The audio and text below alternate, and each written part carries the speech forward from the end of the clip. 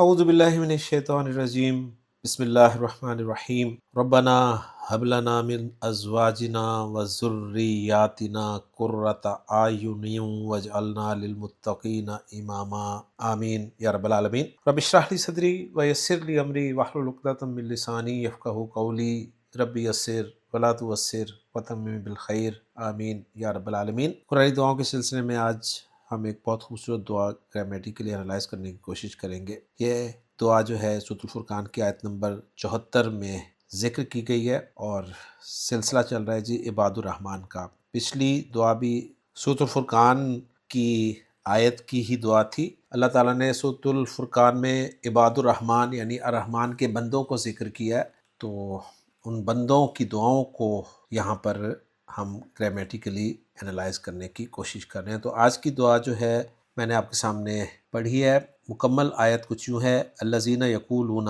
یہ وہ لوگ ہیں جو کہتے ہیں، کیا کہتے ہیں؟ ربنا ہب لنا من ازواجنا وذریاتنا قرۃ اعین واجعلنا للمتقین اماما۔ تو دعا کو لیتے ہیں جی، اور دعا کو ہم دو حصوں میں ڈیوائیڈ کر دیں گے واو عاطفہ کی مدد سے، کیونکہ واو عاطفہ کے بعد اجعلنا للمتقین اماما ایک الگ سے جملہ آ رہا ہے۔ پہلا حصہ ہے جی ربنا حب لنا من ازواجنا و ذریاتنا قرۃ اعین۔ ربنا از اکول ٹو یا ربنا، اور یا ربنا از اکول ٹو فعل فاعل مفعول جملہ فعلیہ ہو کے ندا، جس کا جواب ندا حب سے شروع ہو رہا ہے۔ حب فعل امر ہے، فعل با فاعل انت ضمیر مرفوع مستتر اس کا فاعل ہو گیا، واو ہا با حروف مادہ، با فتح یفتح، وہبا یہب ہبتن، اور دوسرا مصدر ہے وہبن، معنی ہے کسی استحقاق یا معاوضے کے بغیر دینا، بخش دینا، عطا کرنا۔ جو چیز دیتے ہیں وہ مفعول بنفسہ ہی آتا ہے، اور جس کو دیتے ہیں اس پر لام کا صلہ آتا ہے۔ اور آیت کا ریفرنس سمجھانے کے لیے دیا ہے سورۃ الانعام کی آیت وَوَهَبْنَا لَهُ إِسْحَاقَ وَيَعْقُوب۔ تو دیکھیں وَهَبْنَا فعل فاعل، لہو جس کو دیا ہے اس کے ساتھ لام استعمال ہوا ہے، یعنی ابراہیم علیہ السلام کو اللہ نے دیا، کیا دیا؟ اسحاق و یعقوب، یہ ود آؤٹ پریپوزیشن استعمال ہوئے ہیں۔ تو یہ چیزیں آپ نے یہاں بھی ذہن میں رکھنی ہے۔ لنا جار مجرور، جس کو دیا لام کے ساتھ، نا ضمیر مجرور متصل جمع متکلم کی، متعلق ہو جائے گا جار مجرور حب فعل کے۔ حب لنا تو عطا کر ہمیں، کیا عطا کر ہمیں؟ من ازواجنا و ذریاتنا قرۃ اعین۔ من ازواجنا و ذریاتنا کو ذرا چھوڑیں، آگے جائیں، آگے ہے قرۃ اعین۔ قرۃ مضاف، کیونکہ الف لام بھی نہیں ہے، تنوین بھی نہیں ہے، اور اعین مضاف الیہ کیونکہ مجرور ہے۔ اعین جمع ہے عین کی، عین کہتے ہیں آنکھ کو، اور قرہ جو ہے قاف را حروف مادہ سے عربی زبان میں استعمال ہوتا ہے۔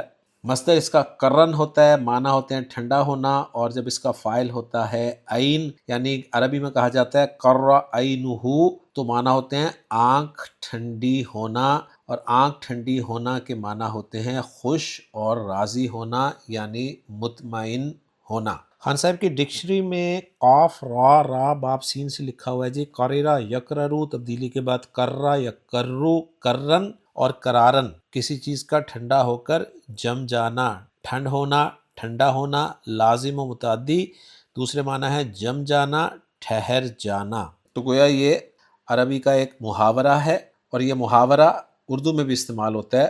قرۃ العین، ہمارے ہاں نام بھی لڑکیوں کے رکھے جاتے ہیں، آنکھوں کی ٹھنڈک، دل کی خوشی۔ تو قرۃ اعین جو ہے مضاف الیہ، یہ مفعول بن جائے گا حب فعل کے لیے، یعنی ہمیں کیا عطا کر؟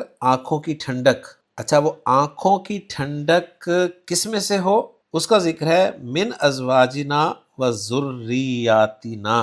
تو من حرف جر ہے، جس کا مجرور ازواجنا مضاف الیہ کا مجموعہ ہے، اور یہ معطوف علیہ بن رہا ہے، واو عاطفہ ہے، اور ذریاتنا مضاف الیہ معطوف ہو رہا ہے۔ گویا ازواجنا معطوف علیہ اپنے معطوف ذریاتنا سے مل کر مجرور ہو رہا ہے من حرف جر کے لیے، اور من حرف جر اپنے مجرور سے مل کر یہ حال بن رہا ہے قرۃ اعین کے لیے۔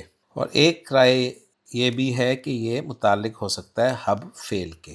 باقی ازواج زوج کی جمع ہے، اور یہاں پہ ازواج بیویوں کے لیے استعمال ہوا ہے، اور ذریات ذریہ کی جمع ہے۔ نا دونوں جگہ پہ ضمیر مجرور متصل جمع متکلم کی ہے، اور یوں یہ دعا ہماری انالائز ہو جاتی ہے کہ حب فعل، فاعل لنا متعلق حب کے، اور قرۃ اعین مفعول بھی، فعل اپنے فاعل اپنے متعلق اور مفعول بھی سے مل کر جملہ فعلیہ ہو کے جواب النداء۔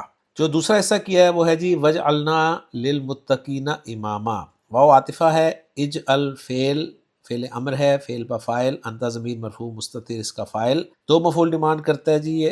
اگر سیرہ کے معنی میں ہو تو پہلا مفعول آ رہا ہے جی نا، جو ضمیر منصوب متصل جمع متکلم کی ہے، اٹیچڈ ہے، اور للمتقین جار مجرور ہے، اس کو ہم اجل فعل کے متعلق بھی کر سکتے ہیں۔ اور آگے آ رہا ہے امامن، امام اردو میں بھی استعمال ہوتا ہے، رہنما، پیشوا، لیڈر، منصوب ہے یہ دوسرا مفعول ہونے کی بنا پہ، اور للمتقینہ کو ہم امامن کے لیے حال بھی قرار دے سکتے ہیں۔ للمتقینہ جار مجرور میں المتقینہ جو مجرور ہے یہ المتقی کی جمع ہے، اور المتقی صیغہ صفت اسم الفاعل ہے، واو قاف یا حروف مادہ باب افتعال میں استعمال کرتے ہوئے اتقا، یتقی، اتقاءً، کیوں اجعل فعل اپنے فاعل اور اپنے دونوں مفعولوں سے مل کر جملہ فعلیہ بن جاتا ہے۔ ماموں صافی صاحب کی ورکنگ کے ساتھ چیک کریں اس حصے کو، تو ربنا منادہ مضاف منصوب، ناز مضاف الیہ، حب فعل امر، فاعل انتا، لنا متعلق بھی محذوف مفعول بھی ثانی لفعل حب، من ازواجنا متعلق بھی حال من قرۃ اعین، اور بتا رہے ہیں کہ وہ المفعول الاول لفعل حب، واو عاطفہ للمتقین متعلق بھی حال من امامہ، تو بالکل ہمارے جیسی ہی ترکیب ہے جی، اور امامن کو بتا رہے ہیں کہ مفعول بھی ثانی عاملہ اجعلنا۔ آگے جملوں کا اعراب، النداء و جوابها فی محل نصب مقول القول، حب لنا لا محل لا جواب النداء، اور اجعلنا لا محل لا معطوف علی جواب النداء۔ تو ورکنگ میچ ہو گئی ہے جی بالکل ہماری 100%۔ دعا کا ترجمہ دیکھ لیتے ہیں عبدالسلام صاحب نے کیسے کیا ہے۔ عبدالسلام صاحب ترجمہ کچھ ان الفاظ میں کر رہے ہیں، ربنا اے ہمارے رب، حب لنا من ازواجنا و ذریاتنا قرۃ اعین، ہمیں اپنی بیویوں اور اولادوں سے آنکھوں کی ٹھنڈک عطا فرما، وجعلنا للمتقین اماما، اور ہمیں پرہیزگاروں کا امام بنا۔ تو الحمدللہ جی آج کے لیکچر میں ایک بہت خوبصورت دعا ہماری گرامیٹیکلی انالائز ہو گئی ہے۔ انشاءاللہ تعالیٰ اگلے لیکچر میں اگلی دعا کے ساتھ آپ سے ملاقات ہوگی۔ اجازت دیجیے، سبحانک اللہم و بحمدک، اشہد ان لا الہ الا انت، استغفرک و اتوب الیک۔